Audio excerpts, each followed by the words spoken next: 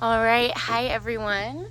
Welcome to my 10-minute tutorials. Today we're going to go over some handstand and press prep tips and drills.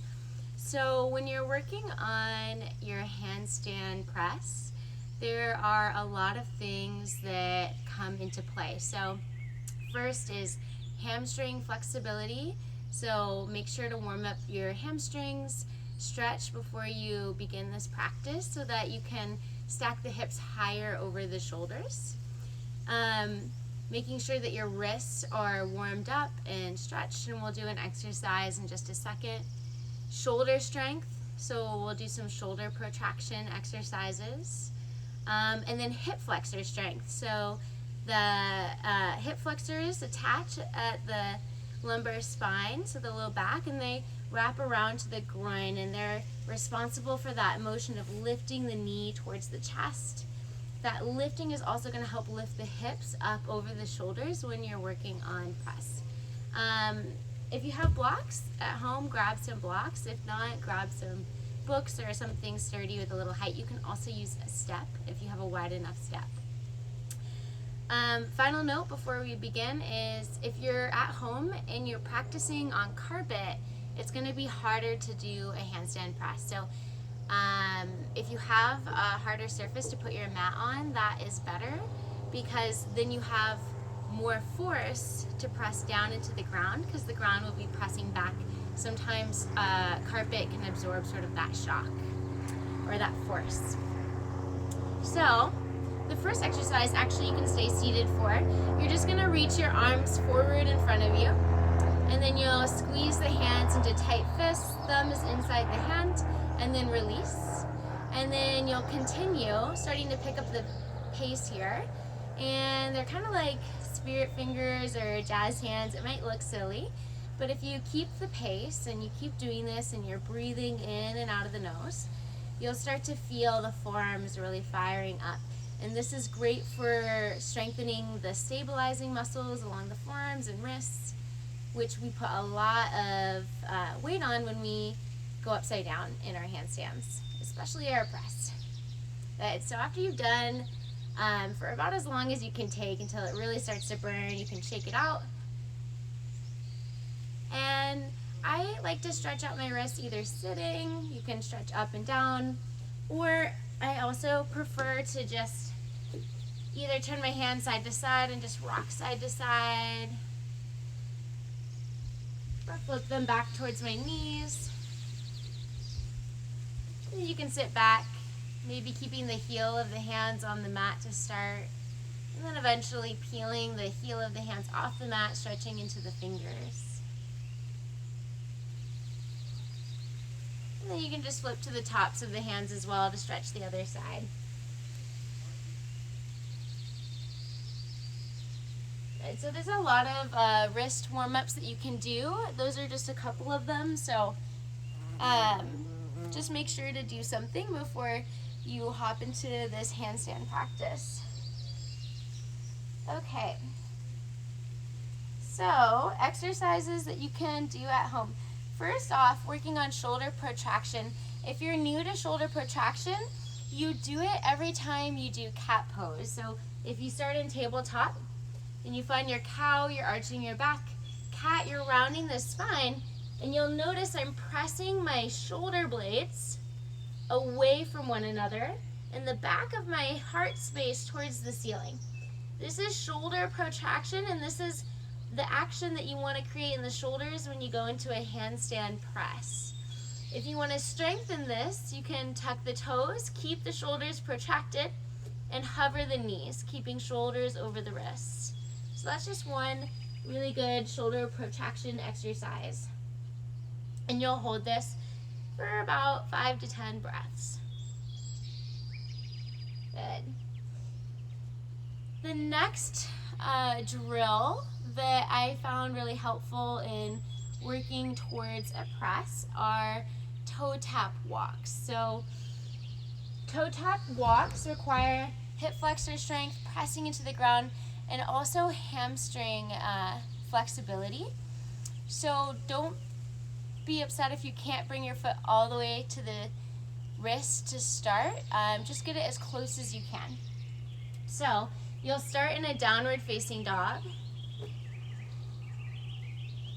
Now in your down dog, you're gonna lift to your tiptoes, plug the right hip into the socket, and then tap the right wrist, and then you'll step the right foot back a little bit further forward than it was before, and then you'll do the same thing on the other side. So I'm gonna lift onto my tiptoes, plug the left hip into the socket, shift forward, tap the left wrist, and step forward. And keeping straight through my elbows, I'm rounding and protracting through the shoulders like we just practiced in cat. And I'm just walking forward. Eventually, you'll be in a forward fold. It's harder the closer you get to the top. And then you're gonna do the same thing to come back. So you'll lift the hips, tap, step back, shift forward, lift the hips, tap, step back, shift forward, tap, step back, shift forward, tap, step back. So you have to shift forward even when you're going back.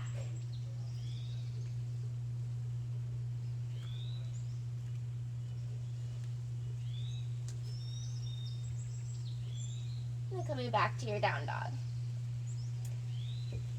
And so those are toe tap walks.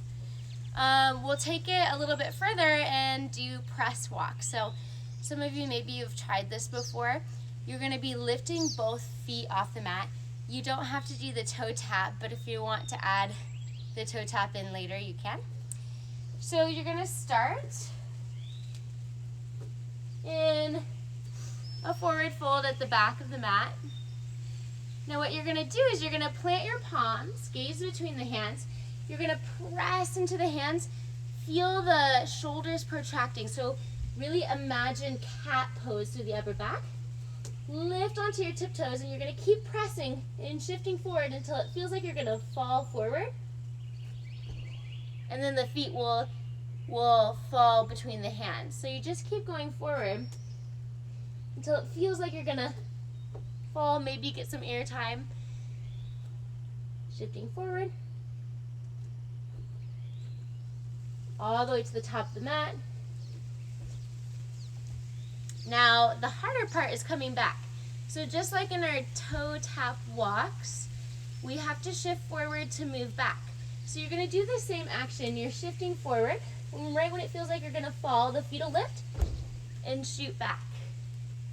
So you're protracting, shifting, feet hop back. Really important, try not to bend the elbows. Lifting, lifting, lifting. And of course, the more open your hamstrings are, the easier this is going to be. Because if my hamstrings are tight, it takes a lot more energy to get the hips over the shoulders if they're farther away. So you want to think compact. So forward folds are a great way to work on your handstand. And this is pretty challenging. So if you do these press walks up and down your mat 5 times every day, your press is going to get a lot easier. It's just remembering to take the time, whether it's 5 to 20 minutes a day, to just do some exercises. It'll start to come to you more. You just have to take that time out of your day. So the next exercise, you're going to take 2 blocks and you're going to have them outside your feet like so.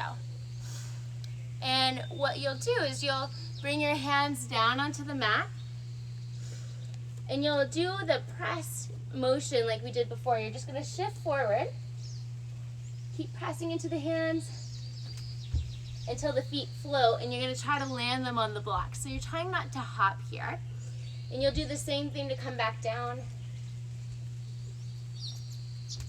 Feet between. Shift forward, round through the upper back. And down. Now this might be too high to start, so you can start with books or something that doesn't have quite as much height, or you can try no blocks at all to start just popping the feet out and in.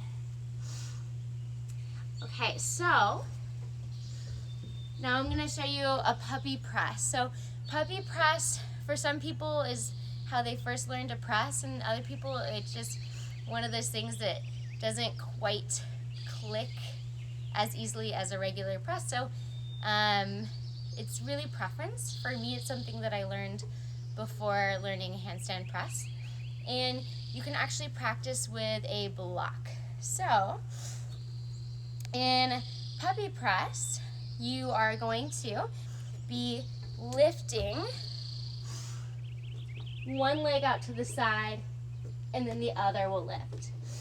Now, this can be challenging right off the bat, so one of the ways that you can work on this is by standing on a block. So, get to the side so you can see.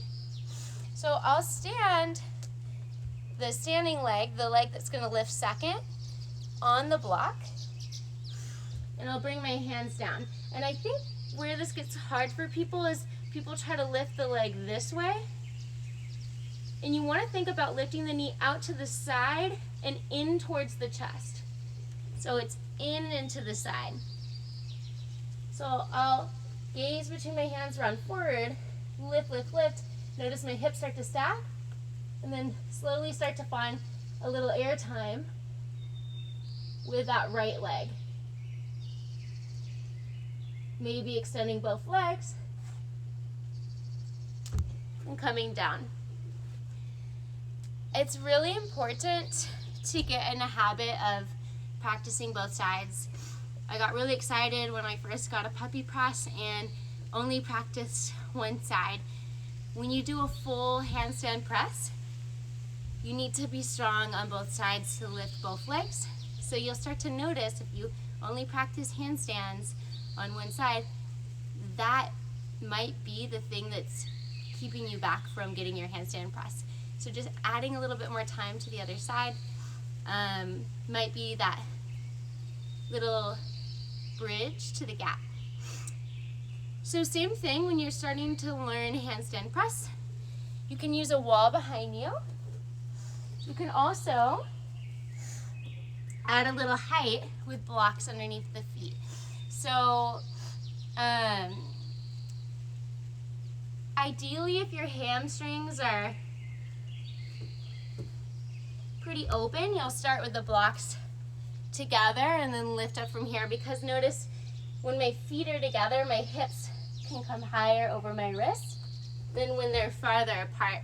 But for a lot of us, this is where we'll probably start, because this one can be a really deep stretch to be in a forward fold on blocks with your hands on the ground. So if this is the case, you'll just bring your blocks wider, but you don't need to make them so wide, because then it's going to be harder to lift the hips over the shoulders.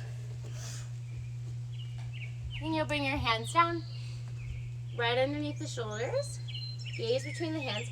I'm going to shift forward onto my tiptoes, round through the upper back, thinking cat pose, settle. Try to get a little air time, and back down. And you can just practice this shift, and back down. Maybe hold at the top.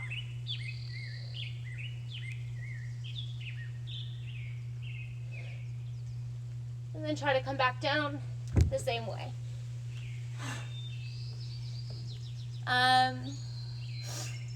Press is just something that takes patience.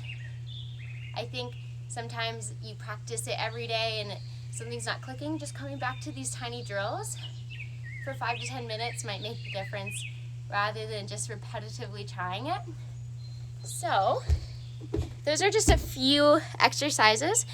If you guys have questions for me or want more exercises that might help, just DM me. And I hope everyone has a great day. Sorry for going over 10 minutes once again. I might start calling these 10 to 20 minute tutorials. Have a great day.